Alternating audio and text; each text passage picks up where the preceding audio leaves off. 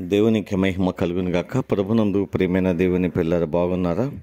దేవుని మహాదయని బట్టి దేవాది దేవుడు రాత్రికాల సమంతా ఆయన రెక్కల చాటున భద్రపరిచి ఈ ఉదయకాల సమయంలో చక్కటి సమయాన్ని ప్రభు మనందరికి అనుగ్రహించారు. లేచి ఉదయకాల సమయంలో దేవుని సన్నిధిలో ప్రార్థించి దేవుని వాక్యాన్ని ధ్యానించి ఈ దినాన్ని ప్రారంభిస్తూ ఉన్నారా? ఆ విధంగా నువ్వు ప్రారంభించకపోయినట్లయితే ఇప్పుడైనా ప్రారంభించడానికి ప్రయత్నం చేయండి. అది మనకు మన కుటుంబాలకు ఆశీర్వాదకరమని ప్రభు సన్నిధిలో జ్ఞాపకం చేస్తున్నాను. రండి, పరిశుద్ధ గ్రంథం నుంచి ఒక చిన్న మాట మనం జ్ఞాపకం చేసుకుందాం. సామెతలు రాసిన గ్రంథం 17వ అధ్యాయము 9వ వచనం. ప్రేమను వృద్ధి చేయ గోరువాడు తప్పిదములను దాచిపెట్టును. దేవునికి మహిమ కలుగును గాక.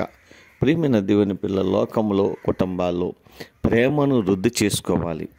ప్రేమించబడినటువంటి జీవితాన్ని, దేవుని ప్రేమను ఈ లోకానికి మనము చూపించాలి అనుకునేవాడట. ఖచ్చితంగా ఎదుటివారు తప్పిదములు చేసినా వాటిని దాచిపెట్టి వారిని ప్రేమించేవాడిగా ఉండగలుగుతాడు. నిజమే ప్రియమైన దేవుని పిల్లరా, ప్రేమాస్వరూపమైనటువంటి దేవుడు మనం ఎన్ని తప్పులు చేసినా మన తప్పిదములను కడిగాడు, దాచిపెట్టాడు.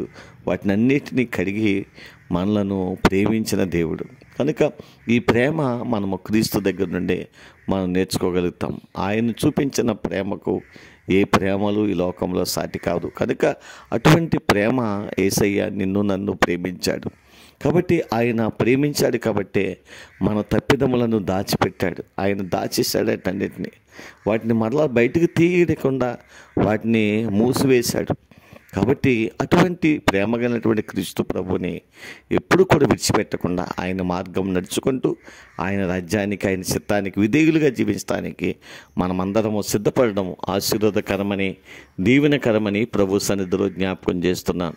దేవుడు అటువంటి కృపా సన్నిధి ప్రభు మనందరికీ అనుగ్రహించి నడిపించునుగాక.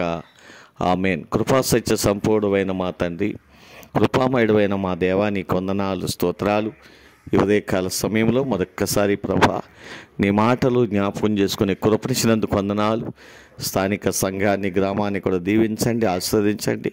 మా రాష్ట్రాన్ని జ్ఞాపకం చేసుకుని రాష్ట్ర ప్రజలందరినీ దీవించండి. ప్రతి గ్రామాలను, ప్రతి పట్టణాలను కూడా మీరు ఆశీర్వదించి అభివృద్ధిపరిచి విస్తరింపచేసి నూరంతల ప్రతిఫలం వారికి దయచేయండి. బిడ్డలు చేసిన వ్యవసాయములను, చేతి పనులను, వ్యాపారములను, ఉద్యోగములు కూడా దీవించండి. బలహీనలుగా ఉన్న వారందరినీ మీ రక్తం చేత కడగండి, మంచి ఆరోగ్యము దయచేయండి. అయా ఈ దినాన్ని చక్కటి కార్యక్రమాలు చేసి నిన్ను గణపరుస్తున్న వారిని కూడా గణపరచండి. ఉద్యోగం చేసేవారిని, చదువుకునే బిడ్డలను, వ్యాపారం చేసేవారిని అందరినీ కూడా దీవించండి, ఆస్వాదించండి. దేవా బిడ్డలందరినీ కృపలో జ్ఞాపకం చేసుకుని ఆశీర్వదించండి. వివాహాల కొరకు ఎదురు చూస్తున్న బిడ్డలకు వివాహాలు సిద్ధపరచండి. గర్భఫలం కొరకు ఎదురు చూస్తున్న బిడ్డలకు గర్భఫలాలు దయచేయండి.